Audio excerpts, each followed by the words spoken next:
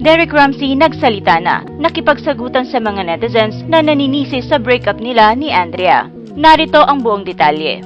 Kahapon November 16 nang kumalat ng balitang nagkahiwalay na ang magkasintahang sina Derek Ramsey at Andrea Torres. Higit din sa isang taon ang itinagal ng kanilang relasyon. Wala ni isa man ang nagbibigay pa ng kumpirmasyon sa kanilang dalawa, hanggang sa ngayong araw na ito na tila nga nagbigay na ng sagot si Derek sa mga deretsahang nagkokomento at nambabash sa kanya sa social media. Ilang oras pa lang ang nakararaan na magsimulang makipagsagutan ng aktor sa mga kritisismo at pambabastos ng mga netizens, at ito ay sa mismong comment section pa ng kanyang IG post. Si Derek kasi ang sinisisi ng maraming netizens sa rumored hiwalayan nilang dalawa ni Andrea. Marahil ito ay dahil sa mga past relationship ng aktor na puro sa hiwalayan ang ending.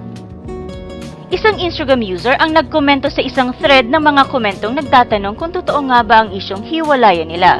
Hindi ito diretsahang sinagot ni Derek, pero tila nagpanting ang tenga niya nang mabasa ang komento ng isa na sinabing, "Tapos na po ang tikiman." Hindi ito pinalampas ng aktor at kaagad siyang nag-reply sa lalaking ito ng katagang, "Bastos." Isa pang netizen ang nagkomento na natuloy raw pala ang kanilang real-life sex, ang mainit na eksenang ginawa nila sa taping. Ang tinutukoy ng IG user na ito ay ang teleserye nilang pinagbidahan noon sa GMA na The Better Woman.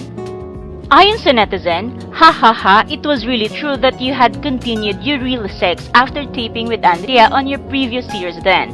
Later you both became couple because of such. How many months it lasted again your relationship? That's who you are already. It was so true when there was one comment on both of your pictures with Andrea before that it won't be forever or for long." Ang sagot naman ni Derek dito ay ang mga katagang, "You know me so well, no?" Isa pang komento ang kanyang sinagot nang sabihan siyang hindi siya para sa kasal.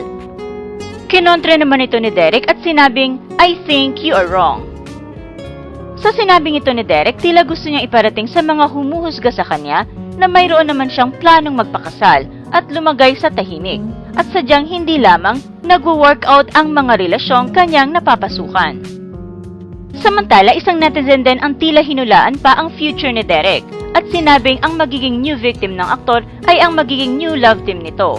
Bukod dito, sinabi rin ng netizen na ito na maswerte umano at walang anak na babae si Derek.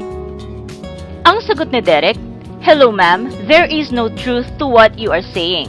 Andrea is the only leading lady I had that became my girlfriend."